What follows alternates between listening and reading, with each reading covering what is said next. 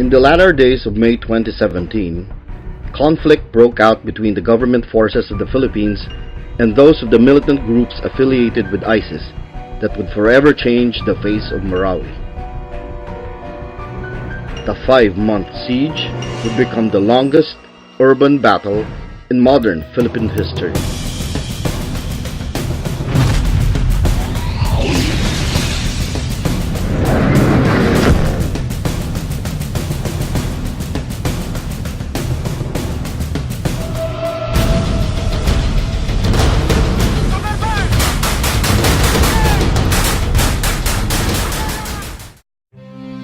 In the aftermath, the Battle of Marawi would exact a heavy price. The conflict had left the city in ruins, with over 95% of the structures within the main battle area being heavily damaged and in ruins, and its over 200,000 residents displaced and were forced to live in nearby temporary government shelters. A year after the conflict, the race is on to restore the lives of the people of Marawi. The first order of business is to clear the debris left by the conflict.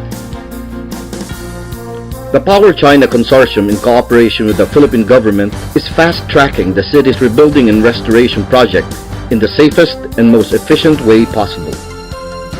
Its aim is to provide an efficient, safe, and livable Marawi. Foremost on the list of restoring Marawi is the construction of a 6-kilometer primary road and over 22 kilometers of secondary and tertiary roads. These essential conduit roads will contain the backbone of the city's infrastructure, containing within them provisions for underground utilities such as water, power, and telecommunications. Upgrading and repurposing existing roads to pave the way for development and accessibility for everyone. The Power China Consortium recognizes the need for an efficient government network system. To aid in governing the city, 24 barangay complexes will be constructed in key locations. Each will have provisions for a health center, a 300 square meter multipurpose hall, and a 100 square meter classroom madrasa on the second floor. The consortium believes that education is a key component in community building. There will be 16 two-story elementary and high school buildings with 20 classrooms each in the areas of Bansalan, Ginaro, Datu Ali, and Sangkopan. Power China believes that a city draws its strength from its people's pride and sense of identity. A cultural district at the heart of the city will be built to reflect the Marawi's rich heritage and strengthen the people's sense of uniqueness. A vibrant tourism industry equates to a strong economy. The area will be transformed into an exciting and bustling tourism hub to showcase its rich history and culture. The Peace Memorial Park intends to create green open spaces that the residents, tourists, and visitors can access as recreational areas and outdoor event venues. To preserve the city's rich histories and traditions, Power China Consortium intends to build Marawi Museum, celebrating its diverse cultural background and colorful past. Consequently, the consortium also intends to put up a school of living traditions, where the city's residents and tourists can view old customs and traditions in the flesh. Adjacent to the cultural hub would be an accessible multi-level car park to encourage people to access the area and lessen the use of personal vehicles. Part of the effort will also be concentrated on the preservation and restoration of religious and historical sites such as the Bato Mosque, Basak Malutlut House, places that are strongly intertwined with the people's identity. Near the water's edge, on the old reclamation area of Lanao Lake, a 1,500 seating capacity meetings, incentives, conference and events convention hall will be built. Both sides of the Agus River and Lake Lanao shall be developed and set aside as parks, promenades, and recreational sites for the people of Marawi and its tourists. Leveraging on Marawi's long-standing tradition of barter trade and commerce, the Power China Consortium will build a 2-story, 10,000 square meter Grand Padyanor Central Market to bring back sustainable commerce in the city. Also, In keeping with the city's predominantly Muslim community's mores and traditions, a halal slaughterhouse will be built adjacent to the market. As the main lifeline of trade and commerce, a multimodal transport hub will be built intended to manage the smooth and unencumbered movement of people and goods into and out of the city. Complementing the transport hub is the construction of ports and wharves to capitalize on Marawi's access to Lanao Lake to further stimulate the economic growth of the city and its neighboring communities. Overseeing all these is the presence of maritime headquarters to manage these facilities. To ensure the safety and security of the city, Power China Consortium together with the local government of Marawi will build protective facilities such as satellite police substations, police and barangay outposts, jail penology facilities, and fire protection facilities in and around Marawi.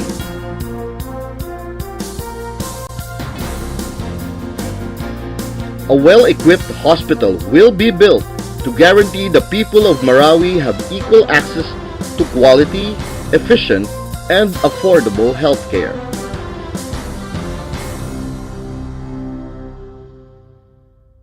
Being a city by the lake, there will be a centralized wastewater treatment facility compliant to the standards set by the DNR so that water can be returned to the water cycle with minimal impact on the environment.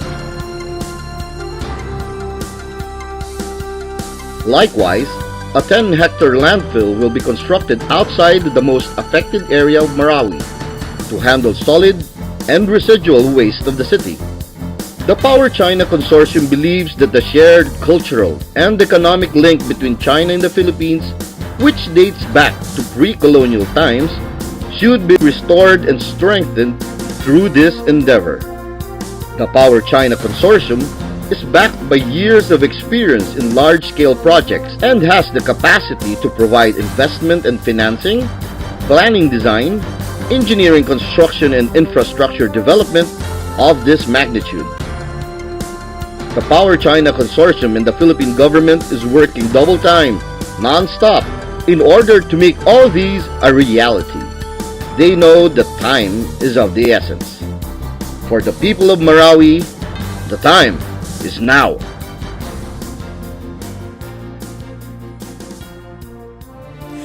O Diyos, hilungin mo, magkaisa bawat Pilipino, di pagkakaunawaan ay pag-usapan ng walang madamay at masaktan. Bangon laban Marawi, nagdarasal para sa iyong nakararami. Tayo'y isang lahi, lahi ng mga kayumanggi. Kung ano man ang inyong pinaglalaban, huwag nang daanin sa dahas at kaguluhan. Tayo'y iisa, iisang bansa kailanman. Oh, bangon laban Marawi, nagdarasal para sa iyong nakararami. Tayo'y isang lahi, lahi ng mga kayumanggi. Kung ano man ang inyong pinaglalaban, huwag nang daanin sa dahas at kaguluhan. Tayo'y iisa, iisang bansa kailanman.